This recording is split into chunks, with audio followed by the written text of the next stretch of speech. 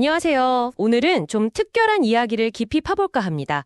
도시 생활에 지쳐서 아예 새로운 삶의 방식을 찾아 나선 한 분의 기록인데요. 네, 현재진행형 귀농 귀촌 일기라는 제목의 브런치부 글들이죠.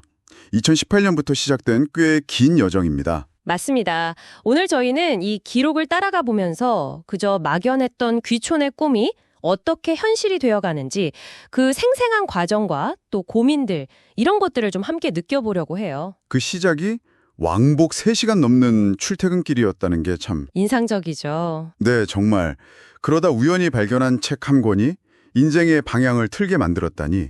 자, 한번 그 시작점부터 따라가 볼까요? 좋습니다. 역시 시작은 그 고된 출퇴근이었어요. 매일 강남까지 오가는 그 길 위에서 뭔가 다른 삶은 없을까 이런 고민을 하셨다고 해요. 그렇죠. 그러다 갈림길에서 듣는 시골 수업 같은 책들을 접하게 된 거고요. 네, 특히 그 반농 반엑스 개념. 절반은 농사 짓고 절반은 내가 좋아하는 다른 일을 한다. 이게 뭔가 딱 와닿았던 모양이에요. 여기서 제가 주목했던 건 그냥 좋다 하고 끝난 게 아니라는 점이에요. 바로 도시농부학교에 등록을 합니다. 실행력이 드나나죠. 바로 행동으로. 네, 그 4평짜리 작은 텃밭에서 직접 오주맥비, 그러니까 소변 발효시킨 거름이죠. 그걸 만들어 쓰고 풀멀칭 같은 유기농법을 배우고요. 직접 해보는 게 중요했군요. 그럼요. 아이랑 같이 고구마도 캐고 낡은 컨테이너에 페인트 칠도 하고 가족 전체가 다 같이 새로운 경험을 시작하는 모습이 그려지더라고요. 여러분은 어떠세요? 이런 작은 시도 해보고 싶다는 생각 드신 적 없으신가요? 그 도시농부학교 경험이 결국 더 큰 땅에 대한 갈망으로 이어진 거죠? 네, 맞아요. 그래서 강화도에 100평 땅을 덜컥 매입하게 됩니다. 100평이요? 와, 4평에서 갑자기? 비용은 어느 정도 들었나요? 그래 보면 한 5,800만 원 정도 들었다고 나와요. 근데 이게 4평이랑 100평은 정말 차원이 다르더래요. 그렇겠죠. 잡초만 해도 네, 그야말로 잡초와의 전쟁. 밭 정리하는 게 보통 일이 아니었다고 합니다. 그런데 재밌는 건 가족들이 다 같이 마스크도 안 쓰고 땀 흘리는 그 경험 자체를 되게 소중하게 생각하더라는 거죠. 아내분의 변화도 좀 눈에 띄던데요? 처음에는 약간 시큰둥 하셨던 것 같은데. 네, 맞아요. 근데 직접 흙 만지고 땀 흘리면서 일하다 보니까 거기서 행복감을 느끼기 시작하신 거죠. 그 철학자 한병철 씨가 말한 손을 쓰는 행위의 즐거움, 그런 거랑 통하는 지점이 아닐까 싶어요. 네네. 농막도 하나 설치하셨고요. 한 374만 원 정도 들여서. 편의성은 좀 높였지만 그래도 여전히 좀 간소하게 지내려고 노력하는 모습이 보입니다. 어떻게 보면 조금 성급한 도약일 수도 있는데 그 어려움과 즐거움을 솔직하게 다 기록했다는 점이 이 글의 매력 같아요. 근데 낭만만 있는 건 아니었겠죠? 농민신문을 보면서 현실적인 고민이 확 깊어졌다고 하더라고요. 그 농가 소득 문제. 네, 2022년 기준으로 평균 농업소득이 월 80만 원이 안 된다더라. 이 통계를 딱 보고 농사만으로는 정말 먹고 살기 힘들었구나. 이 냉정한 현실을 딱 마주하게 된 거죠. 그렇죠. 거기다가 최근에 논란 많았던 농막 규제 문제라던가? 맞아요. 그 문제도 있었죠. 네.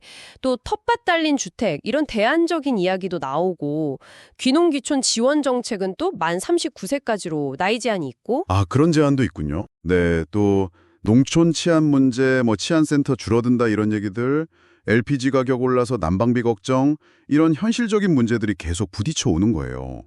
이상과 현실 사이에서 어떻게 이걸 헤쳐나가야 하나? 이런 질문들이 계속 생기는 거죠. 결국 귀농귀촌이라는 게 그냥 이사 가는 게 아니라 이런 복잡한 문제들과 계속 부딪히는 과정이네요. 바로 그겁니다. 이런 고민 속에서 이분은 자기 내면으로도 좀 파고들더라고요. 사주명리학 같은 걸 보면서 잦은 이직 같은 자기 성향을 이해해 보려고도 하고. 네네, 돈의 심리학이나 도시인의 월든 같은 책들도 읽고요. 맞아요. 그러면서 충분함이란 뭘까, 자유로운 삶이란 뭘까, 이런 가치를 다시 생각해 보게 되는 거죠. 특히 빚 없는 삶을 되게 강조하는 모습이 인상 깊었어요. 정부 지원 정책이 대부분 대출 위주인 점에 대해서도 좀 의문을 제기하고요. 그렇죠. 그러니까 단순히 농사 짓는 걸 넘어서서 진짜 나한테 맞는 삶의 속도, 나만의 방식을 찾으려는 노력이 보이는 거죠. 흥미로운 건 정부 지원의 한계를 이야기하면서도 또 충북형 도시농부 사업 같은 대안에는 주목한다는 점이에요. 그건 뭔가요? 농촌 일손 부족 문제를 꼭 외국인 노동력으로만 해결할 게 아니라 도시의 유효 인력을 연결해보는 방식에 대한 가능성을 보는 거죠.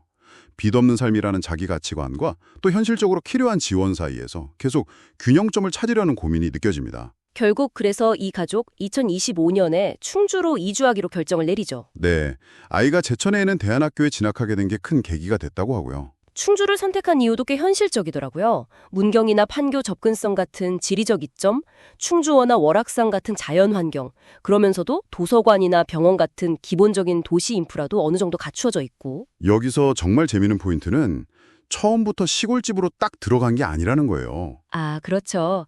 충주 시내에 있는 신축 아파트를 첫 거점으로 잡았죠. 네, 이게 굉장히 신중한 접근이라고 봐요.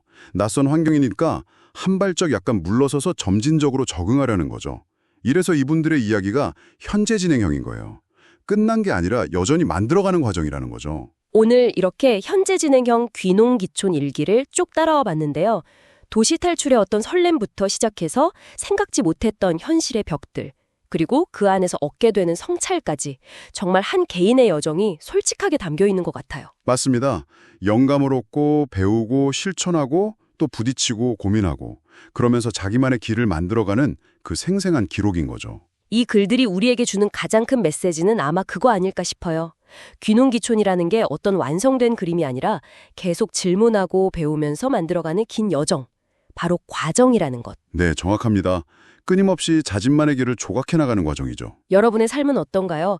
혹시 뚜렷한 종착지는 아직 안 보일지 몰라도 묵묵히 써내려가고 있는 여러분만의 현재 진행형 이야기가 있진 않으신가요? 잠시 스스로에게 이런 질문을 던져보시는 것도 좋을 것 같습니다.